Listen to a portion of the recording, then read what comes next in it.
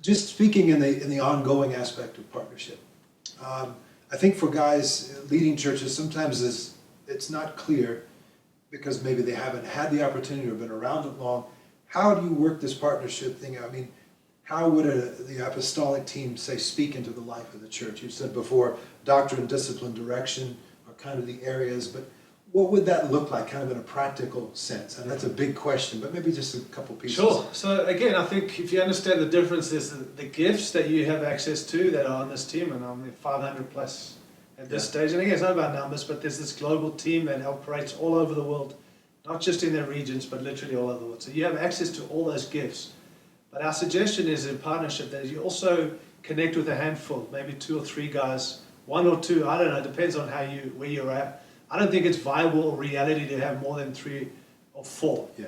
Where you have access to, where you're talking to about specific things in your church, like ordinations of elders, where you're talking about financial decisions you're making, where you're talking about vision stuff, doctrine, discipline, direction.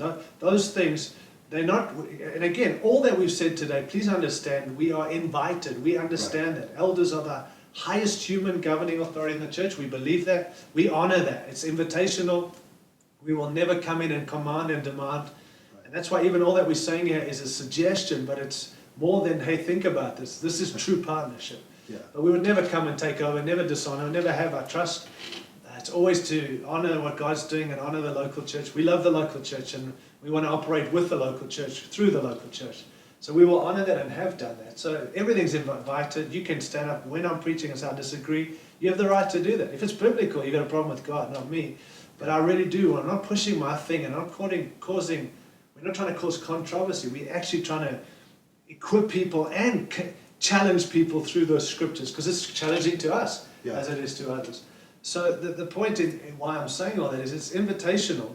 It's good. And even so, so go back to this, having 2, 3, maybe 4 guys, 4 people that you recognize perhaps that are on this team that are gifts, but more than gifts, they speak specifically into the life of your church. There you should have access to those guys, chatting regularly to them. Again, not asking for permission, but perspective that's outside from your local church. That is how we operate, that we believe is helpful, that's how we need to be operating. And you have access for that. And even those guys, those people you're talking to, can change. You could just say for a season, these are the people we're going to talk to. And it's not just the lead guy. I think the elders should have access to those people too. Not to bring controversy, but to bring unity. And just an outside perspective, which is so helpful. I mean, I lead this team, NCMI.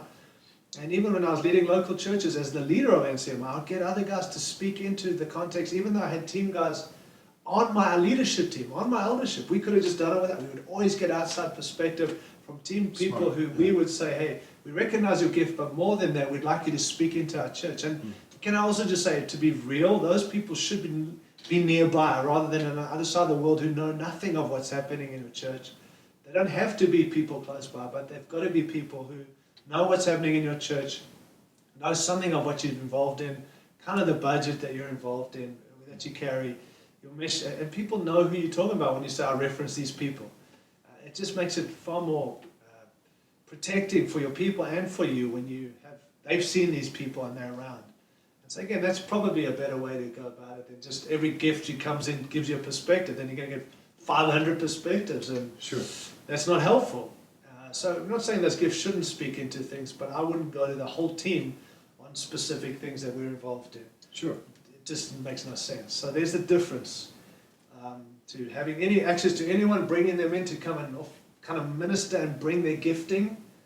Do that, but be selective in who you're asking, and not your friends, people who know your church, who are committed to it, and who are able to speak into and help you make some of those wise decisions.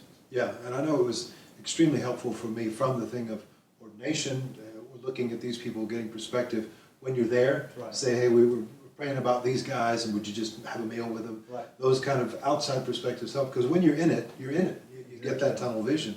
And I know also for even things like setting salary, so that it's not all you and no accusations. It keeps you free. To me, the more accountability, the more freedom comes. Absolutely. And so yeah, I think in all of those things it's absolutely helpful. So, well, great, man. It's been great to have you. We'll look forward to jumping back into some things over these days, and Yeah. hopefully this is helpful to all of you out there, and we just trust you're carrying on with the things of God. Absolutely. And from our side, we love partnership, can't function without it.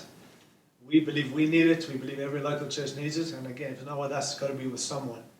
And I think we can just do better in our partnership. And that's all we're talking about. Not no axe to grind, no point to prove. Just as we go forward, we want to be more effective in all that we say and all that we do. And this is just another way of working it through how we can be more effective. Yeah. So hopefully it liberates rather than restricts. We're not here to restrict. We're not here to command and tell you what to do. We're simply saying, let's be better at this as we keep on advancing and going forward. So God bless you. Appreciate the partnership. Thanks, Chris. Pleasure. And we'll see you again soon. God bless.